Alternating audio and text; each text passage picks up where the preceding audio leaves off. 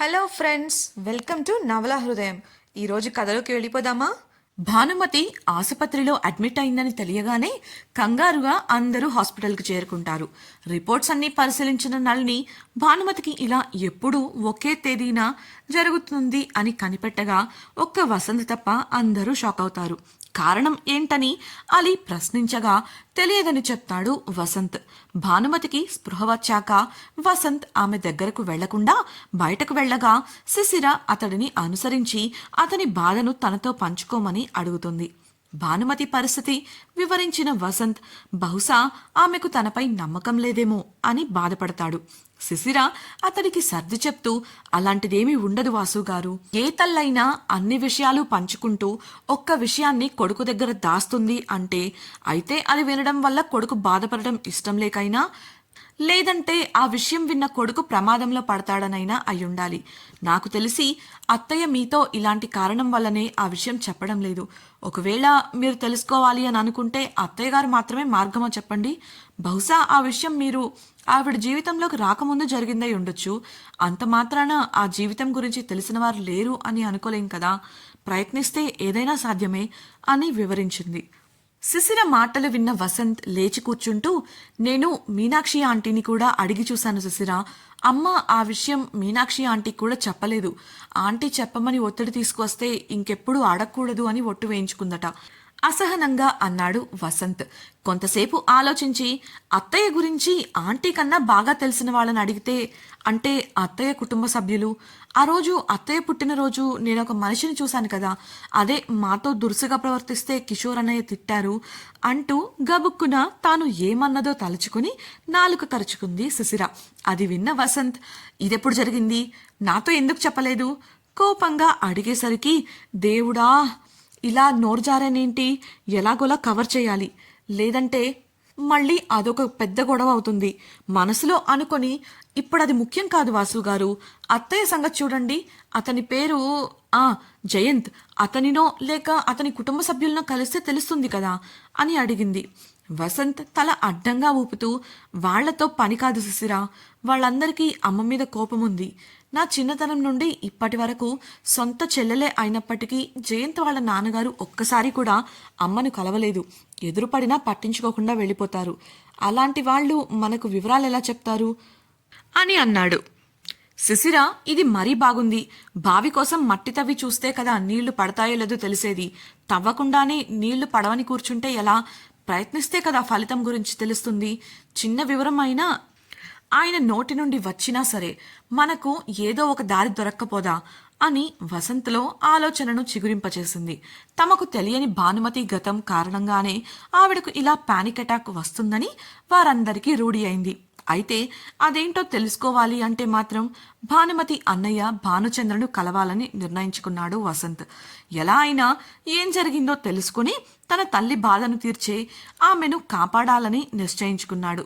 అలా నుంచున్న వసంత్ అకస్మాత్తుగా శిశిర వైపు తిరిగి, ఆ చెత్త వెధవ ఏం చేశాడు అని ప్రశ్నించగా, అర్థం కాక, ఎవరు మీరు, దేని గురించి అడుగుతున్నారు అని ప్రశ్నించింది శిశిర.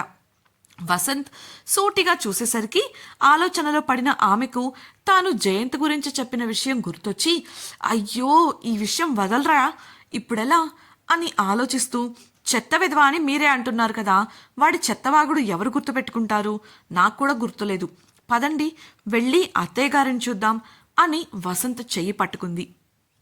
వసంత్ చెయ్యి విడిపించుకొని జేబులో పెట్టుకుంటూ, నువ్వెళ్ళు ముఖం తిప్పుకొని చెప్పాడు. భానుమతి అతని దగ్గర విషయం చెప్పనందుకే అతనికి ఈ కోపం అని అర్థం చేసుకున్న శిశిర, అబ్బా మీ కోపం పక్కన పెట్టి లోపలికి రండి వాసుగారు.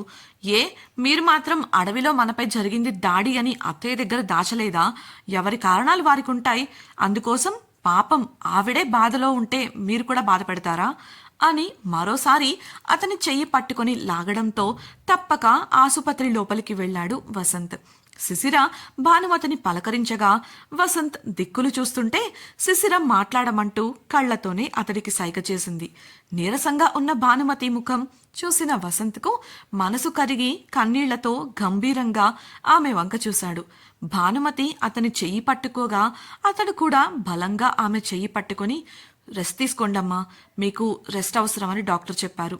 మేం బయటే ఉంటాము, ఏదైనా కావాలంటే పిలవండి అని చెప్పి సిసిరతో పాటు బయటకు నడిచాడు. వెళ్ళిపోతున్న కొడుకును చూస్తూ, నేను నీకు నిజం చెప్పలేను వసంత్. నిన్ను నేను కనకపోయినా కన్న కొడుకులా నా బాధ్యతలు పంచుకున్నావు. అన్ని విషయాల్లోనూ నాకు తోడుగా ఉన్నావు. నీకు విషయం తెలిస్తే ఎక్కడ వెతుక్కుంటూ వెళ్ళి ప్రమాదంలో పడతావేమోనని భయంగా ఉందిరా. నీ దగ్గర ఈ ఒక్క విషయం దాచినందుకు నన్ను క్షమించు. మనసులో అనుకుంటూ కన్నీటిని విడిచింది భానుమతి. ఆ రాత్రికి ఆసుపత్రిలోనే ఎదురుచూస్తూ ఉండిపోయారు వసంత్ వాళ్ళు. తెల్లవారింది. రాత్రి అందరూ హాస్పిటల్లోనే ఉండటంతో ఉదయాన్నే లేచి వారి కోసం బ్రేక్ఫాస్ట్ తయారు చేసి తీసుకుని వెళ్లారు రేష్మ, ఉమలు. ఉదయం డాక్టర్ పరిశీలించినప్పుడు భానుమతి ఆరోగ్యం కాస్త మెరుగుపడిందని, ఆ రోజు సాయంత్రం వరకు చూసి డిశ్చార్జ్ చేస్తామని చెప్పడంతో అందరూ కాస్త ఊరట పొందారు. భానుచంద్రను ఎలా కలవాలా అని ఆలోచనలో పడ్డాడు వసంత్. భానుమతిని డిశ్చార్జ్ చేస్తామని చెప్పడంతో సిసిరను రేష్మ, ఉమలతో ఇంటికి పంపేశాడు. ఎవరికో ఫోన్ చేసి మాట్లాడి కిషోర్ను ఆసుపత్రిలో కావలసినవి చూసుకోమని చెప్పి అలీని తీసుకుని బయలుదేరాడు. సిటీ బయట విశాలమైన 50 ఎకరాల స్థలంలో గోల్ఫ్ మైదానం నిర్మించబడి గొప్ప గొప్ప డబ్బున్న వాళ్లకు ఆట విడుపు కల్పిస్తోంది. ఆ మైదానంలోని ఒక చోట ఒక 50 సంవత్సరాల వ్యక్తి తన స్నేహితులతో కలిసి వ్యాపార లావాదేవీలను చర్చిస్తూనే గోల్ఫ్ ఆడుతున్నాడు. అతని వయసు 50 సంవత్సరాల పైమాటే కాని చూడటానికి 40 లోపే ఉంటుంది అన్నట్లు కనిపిస్తున్నాడు. మంచి ఎత్తు, దృఢమైన దేహం, గుండ్రని ముఖం, నల్లటి కళ్ళు, పదునైన ముక్కుతో ఉల్లాసభరితమైన స్వభావాన్ని కలిగి ఉన్న ఆ వ్యక్తి ఆహార్యంలో రాజసం ఉట్టిపడుతోంది. అతడి ప్రక్కన నిలబడిన బలరాం వర్మ, కమాన్ భాను, ఒక్క షాట్లో ఈ గోల్ వేయడం సాధ్యం కాదు, వదిలే అని అంటుంటే భానుచంద్ర దృష్టంతా గోల్ పైనే ఉంది. అన్నీ అంచనా వేసి బాల్ను హిట్ చేసిన అతడి షాట్ గోల్ను మిస్ అవ్వలేదు. అది చూసి బలరాం షాక్ అవ్వగా మిగతా వారు భానుచంద్రను మెచ్చుకోలుగా చూశారు. వారి సంభాషణ మధ్య గట్టిగా చప్పట్లు వినిపించేసరికి భానుచంద్రతో సహా అందరూ ఆ శబ్దం వచ్చిన వైపు చూడగా చప్పట్లు కొడుతూ నవ్వుతూ వారి దగ్గరకు వస్తూ కనిపించాడు వసంత్. అతన్ని చూసిన భానుచంద్ర ముఖం తిప్పుకోగా బలరాం వర్మ వారి మధ్య ఉన్న వ్యవహారాలు తెలిసినవాడై, మేము బయట ఎదురు చూస్తుంటాం బాను, పదండి వెళ్దాం అంటూ మిగతా వారిని కూడా తీసుకుని వెళ్ళిపోయాడు. వసంత్తో మాట్లాడటం ఇష్టం లేని భానుచంద్ర అక్కడి నుంచి వెళ్ళిపోబోతుంటే, ఒక్క నిమిషం భానుచంద్ర గారు, నేను మీతో మాట్లాడాలని వచ్చాను అని అతన్ని ఆపాడు వసంత్.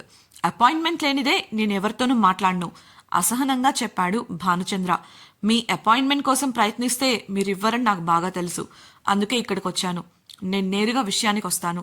మీ సమయం వృధా చేసే ఆలోచన నాకు లేదు. నాకు మా అమ్మ గురించి వివరాలు కావాలి, అవి మీరు మాత్రమే ఇవ్వగలరు అంటూ నేరుగా అడిగాడు వసంత్. మీ అమ్మ గురించి నాకెలా తెలుస్తుంది? ఆవిడెవరో కూడా నాకు తెలీదు పళ్ళు కొరుకుతూ చెప్పాడు భానుచంద్ర. అయితే మీ పెద్ద చెల్లెల గురించి తెలిసే ఉంటుంది కదా అని అడిగిన వసంత్ను కోపంగా చూస్తూ, నాకుంది ఒక్కతే చెల్లెలు, తను ఇప్పుడు నా ఇంట్లో ఉంది.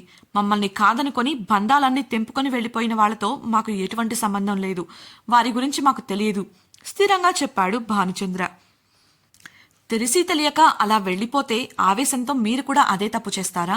నాకు తెలిసినంత వరకు మీకు గతంలో భానుమతమ్మంటే చాలా ప్రేమ. ఏ కారణంతో మీ మధ్య దూరం ఏర్పడింది?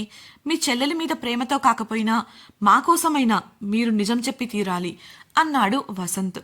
నాతో సంబంధం లేని వారి గురించి మాట్లాడాల్సిన అవసరం నాకు లేదు అని పంతంగా భానుచంద్ర అనడంతో, కానీ మా అమ్మ అవసరం మాకుంది. తను గతాన్ని తలుచుకుంటూ ప్రాణాల మీదకు తెచ్చుకుంటుంటే మేం చూస్తూ ఊరుకోలేము ఆవేశంగా అన్నాడు వసంత్. ఇంతకీ భానుమతిపై భానుచంద్ర కోపానికి కారణమేంటి? భానుచంద్ర భానుమతి గతం గురించి వసంత్కు చెబుతాడా? భానుమతి అంటున్న ప్రమాదం ఏంటి? భానుచంద్ర బలరాంల సంబంధం ఏంటి? శిశిర వసంత్కు ఇచ్చిన సలహా పనిచేస్తుందా? తెలుసుకోవాలనుకుంటున్నారా? అయితే ఛానల్ను సబ్స్క్రైబ్ చేసి వసంత శిశిరం రాబోయే ఎపిసోడ్స్ వినేయండి. అలాగే మీకు ఈ వీడియో నచ్చినట్లయితే లైక్ చేసి మీ స్నేహితులకు షేర్ చేయండి. మీ అభిప్రాయాలను మాతో పంచుకోవడం కోసం కామెంట్ సెక్షన్లో తెలియజేయగలరు. ఇట్లు మీ నవలా హృదయం team. Thank you for listening.